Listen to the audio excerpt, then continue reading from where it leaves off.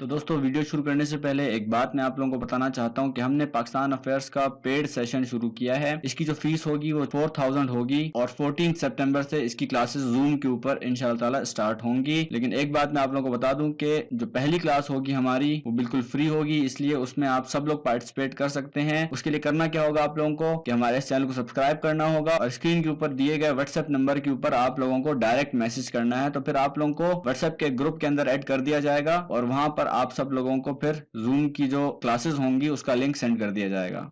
बिस्मिल्लाहिर्रहमानिर्रहीम। अस्सलाम वालेकुम दोस्तों, बिलाल कॉन्सेप्ट में आप सबको खुशामदीद। आज हम जिस टॉपिक के बारे में बात करने वाले हैं वो यूएस हिस्ट्री के सिलेबस में बिल्कुल लास्ट टॉपिक है, जो है separation of powers and checks and balances. इस टॉपिक में हम यही बात करेंगे कि किस तरह से पावर्स को सेपरेट किया गया है यूएसए के अंदर और हर पावर का दूसरी पावर के ऊपर किस तरह से चेक एंड बैलेंस है। तो चले अपना टॉपिक शुरू करते हैं। लेकिन उससे पहले अगर आप लोगों ने मेरा चैनल सब्सक्राइब नहीं किया है तो मेरे चैनल को सब्सक्राइब कर लें ताकि हम और सब्जेक्ट्स के ऊपर जल्दी से मूव कर सकें। तो सेपरेशन ऑफ पावर्स की बात करते हैं। सेपरेशन ऑफ पावर्स जो है आप लोगों को पता है कि डिवीजन ऑफ गवर्नमेंट है, यानी कि जो गवर्नमेंट है यूएसए के अंदर उसको 3 पार्ट्स में डिवाइड किया गया है और इसकी 3 डिस्टिंक्ट ब्रांचेस भी हैं। इसका मकसद क्या है, ताकि कोई भी ब्रांच किसी दूसरे ब्रांच की जो पावर्स हैं उनको यूज ना कर सके। ये जो आइडिया था सेपरेशन ऑफ पावर्स का, ये मॉन्टेस्क्यू ने दिया था और ये एनलाइटनमेंट का एक राइटर था। और ये 3 ब्रांचेस कौन कौन सी थी? सबसे पहली ब्रांच थी एग्जीक्यूटिव ब्रांच, जो कि लॉज को इंप्लीमेंट करती है। दूसरी ब्रांच हमारे पास है लेजिस्लेटिव ब्रांच, जो कि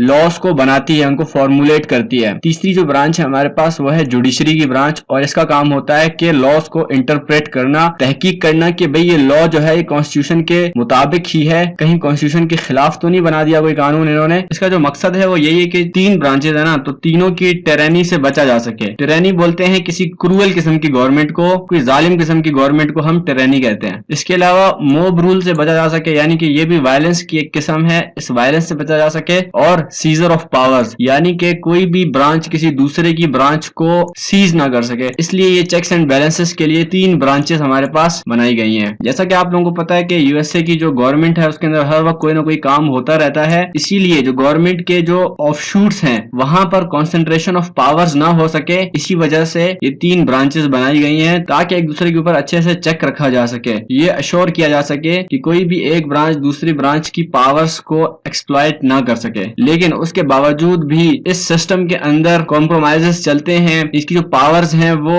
ओवरलैप भी करती हैं बहुत जगहों पर। मिसाल के तौर पर गवर्नमेंट अगर कोई अपॉइंटमेंट करती है, कोई एग्जीक्यूटिव ब्रांच में प्रेसिडेंट कोई अपॉइंटमेंट करता है, उनको अप्रूव कौन करता है? उनको आपका कांग्रेस अप्रूव करता है। लेकिन बाज औकात ऐसे ही होता है कि प्रेसिडेंट और कांग्रेस के अंदर जो मेजोरिटी होती है दोनों एक ही पार्टी से बिलोंग करते हैं, लिहाजा फिर इन दोनों के बीच में आपस में टाइल्स चलते हैं और फिर किसी भी बिल को पास करवाना मुश्किल नहीं रहता। इसी तरह से पावर की ओवरलैपिंग होती रहती है। अब हम बात करते हैं चेक्स एंड बैलेंसेस की। इसके अंदर सबसे पहले हम लेजिस्लेटिव ब्रांच को देखते हैं। लेजिस्लेटिव ब्रांच का जो चेक है एग्जीक्यूटिव के ऊपर, उसको हम देखेंगे कि लेजिस्लेटिव का एग्जीक्यूटिव के ऊपर क्या चेक है, यानी कि कांग्रेस का प्रेसिडेंट के ऊपर क्या चेक है। सबसे पहली बात कि इंपीचमेंट पावर्स हैं लेजिस्लेटिव ब्रांच के पास, और ये इंपीचमेंट प्रोसेस जो है वो इनिशिएट कौन करता है? वो हाउस ऑफ रिप्रेजेंटेटिव करता है। बहरहाल जो ट्रायल होता है इंपीचमेंट का, अगर यहाँ हाउस से वो इंपीचमेंट का जो आर्टिकल होता है वो पास हो जाता है तो फिर जो इंपीचमेंट का ट्रायल होता है वो सेनेट के अंदर होता है। तो ये सेनेट के पास पावर है एग्जीक्यूटिव के ऊपर। फिर आप लोगों को पता है कि प्रेसिडेंट का जो इलेक्शन होता है वो इलेक्टोरल कॉलेज के थ्रू होता है। तो अगर इलेक्टोरल कॉलेज के अंदर किसी भी पार्टी को मेजोरिटी वोट्स ना मिले तो फिर प्रेसिडेंट को इलेक्ट कौन करता है? फिर हाउस जो होता है वो प्रेसिडेंट को इलेक्ट करता है और हाउस के अंदर वोटिंग होती है प्रेसिडेंट के लिए, और वाइस प्रेसिडेंट को इलेक्ट करने के लिए सेनेट के अंदर वोटिंग की जाती है।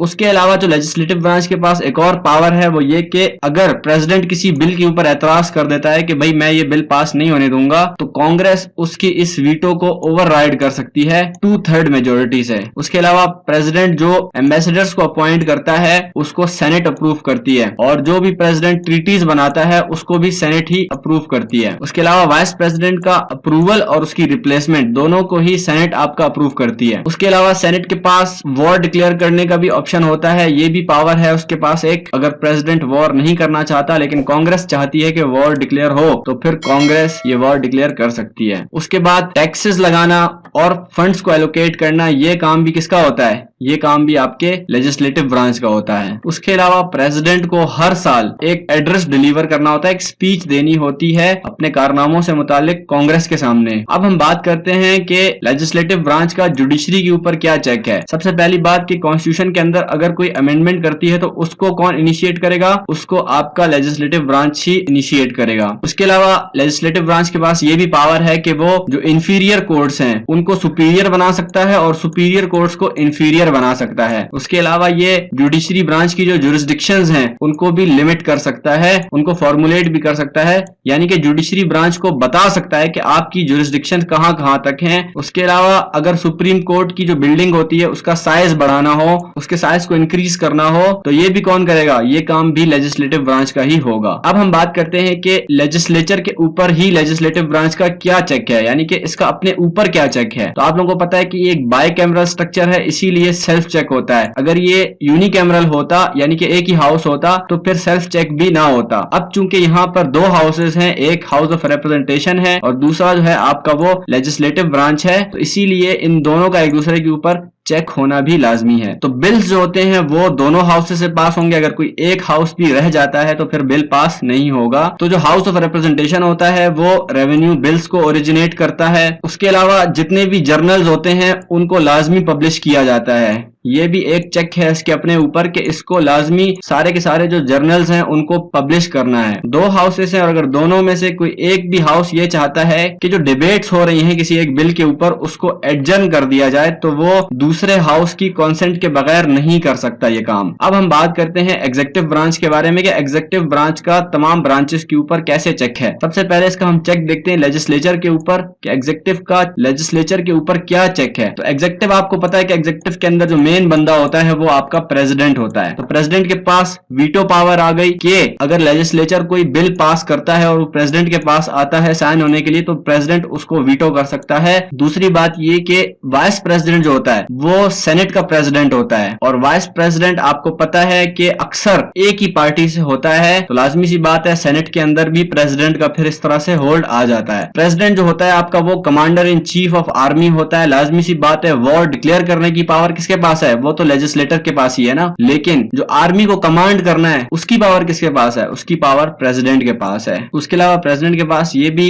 चांस होता है कि वो जो उसने अपॉइंटमेंट्स की थी अपने कैबिनेट के लिए उनको वो हटा सकता है और उनकी जगह पर नए बंदे अपॉइंट कर सकता है। अगर हाउस को और सेनेट को इमरजेंसी के लिए बुलाना पड़ जाए, कोई एक सेशन कंडक्ट करना पड़ जाए, तो ये काम भी प्रेसिडेंट कर सकता है और इमरजेंसी बेसिस पर लेजिस्लेटिव की दोनों ब्रांचेस को यानी कि हाउस ऑफ रिप्रेजेंटेशन को और लेजिस्लेचर को इनवाइट कर सकता है। हाउस जो भी कॉम्पनसेशन देता है प्रेसिडेंट को वो दोबारा नहीं हटा सकता। प्रेसिडेंट तो हटा सकता है, अपनी अपॉइंटमेंट्स को हटा सकता है, लेकिन हाउस ने अगर कोई कॉम्पनसेशन दी हुई है तो वो फिर हटा नहीं सकता। उसके अलावा अगर हाउस के अंदर किसी डिबेट के ऊपर बहुत लंबा टाइम गुजर जाए तो प्रेसिडेंट उसको फोर्सफुली एडजर्न कर सकता है, उसको मुलतवी कर सकता है फोर्सफुली। अब हम बात करते हैं कि एग्जीक्यूटिव ब्रांच का जुडिशरी के ऊपर क्या चेक है। पहली बात ये कि प्रेसिडेंट के पास ये पावर है कि वो जजेस को, सुप्रीम कोर्ट के जो जजेस हैं उनको अपॉइंट कर सकता है। उसके अलावा अगर कोई क्रिमिनल आता है, कोई भी क्राइम होता है यूएसए के अंदर और सुप्रीम कोर्ट उसको सजा सुना देती है तो प्रेसिडेंट जो है वो उन क्रिमिनल्स को माफ कर सकता है। ये पावर भी किसके पास है? ये पावर भी प्रेसिडेंट के पास है। अब हम बात करते हैं कि एग्जीक्यूटिव ब्रांच का अपने ऊपर क्या चेक है। तो वाइस प्रेसिडेंट और कैबिनेट जो होते हैं आपके, जिनको प्रेसिडेंट ही अपॉइंट करता है, तो ये दोनों तब एक्शन ले सकते हैं जब प्रेसिडेंट कोई एक्शन लेने के लिए एनेबल नहीं होता, या वो बीमार होगा या उसकी कोई छुट्टियां होंगी, तो उसके बाद वाइस प्रेसिडेंट और कैबिनेट जो होता है वो प्रेसिडेंट की जगह पर कोई भी डिसीजंस ले सकते हैं। अब हम बात करते हैं जुडिशियल ब्रांच के बारे में कि जुडिशियल ब्रांच का बाकी ब्रांचेस के ऊपर कैसे चेक है। तो जुडिशियल ब्रांच का लेजिस्लेटिव के ऊपर क्या चेक है ये देख लेते हैं। Judicial review.